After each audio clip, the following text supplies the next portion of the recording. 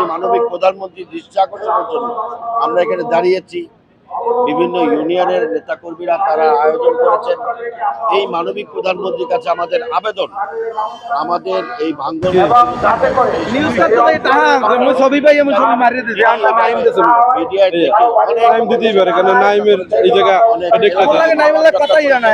আমাদের এলাকার এই ভাঙ্গন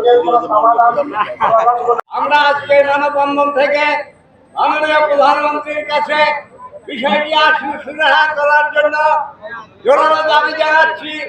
আপনি এই বিষয়টিকে সংসদে তুলে ধরবেন এবং অচিরেই যাতে চন্দ্রমোহন টুলিবাড়িয়া, চরমোনাই, শাস্তাবাদ সহ চরবাড়িয়া বিভিন্ন ইউনিয়নের ক্ষতিগ্রস্ত জনগণ যাতে একটা সহায় সম্মান পেতে পারে, এ ব্যাপারে পদক্ষেপ গ্রহণ করা হবে। আজকের মানববন্ধন অনুষ্ঠানের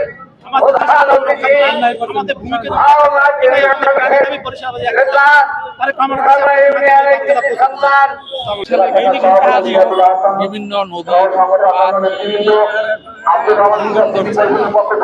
তার ফলে তার পাশে যেসব মানুষ আছে তাদের বসত বাড়ি ভাঙিয়ে যাচ্ছে, স্কুল কলেজ মসজিদ ভেঙে যাচ্ছে, নদীতে বিলীন হয়ে যাচ্ছে।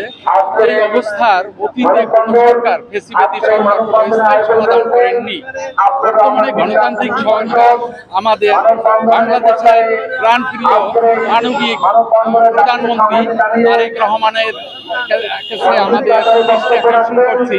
তিনি যেন এই ব্যাপারে প্রয়োজনীয় ব্যবস্থা নিয়ে বরিশাল শহর সহ বরিশালের পাশে যে রসুলপুর আছে, মোহাম্মদপুর আছে, এগুলা ভেরিবাদ দিয়ে যেন সিবিসের মতো সিঙ্গাপুরের আদলে একটা শহর হয় সেই দৃষ্টি দেয়।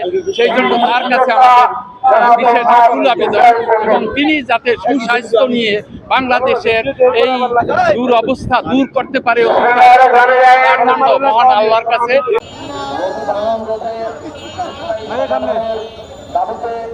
প্রধানমন্ত্রীর হস্তক্ষেপ মাঝে প্রধানমন্ত্রী হিসাবে সংহতি জানিয়ে উপস্থিত হয়েছেন বিএনপি জাতীয় নির্বাহী কমিটির অন্যতম সদস্য জানিয়ে উপস্থিত হয়েছেন বিভিন্ন সামাজিক সংগঠন সহ বরিশালের সদর উপজেলা জনগণ। আমরা সকলকে আব্দুর রহমান বিশ্বাস সিটি পরিষদের পক্ষ থেকে শুভেচ্ছা অভিনন্দন জানাচ্ছি। আমাদের বরিশাল জেলার বিভিন্ন পর্যায়ের লোকজন জনসাধারণ আজকে মানববন্ধনে একত্রিত হয়েছে।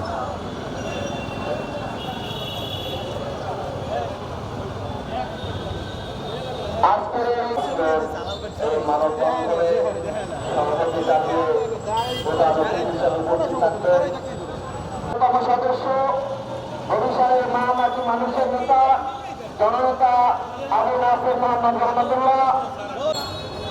প্রতি বছর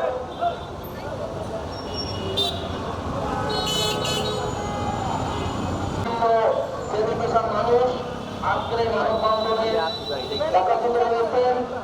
আজকে নাসের মোহাম্মদ রহমতুল্লাহ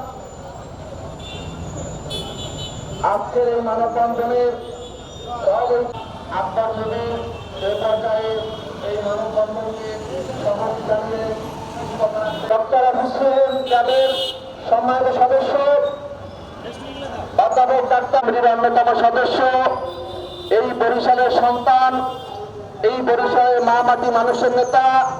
আমরা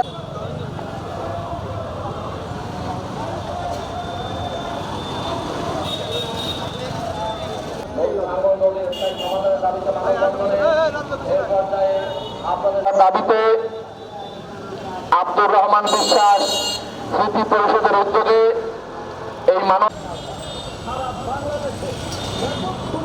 করেছে কেমিক্যাল কোম্পানি।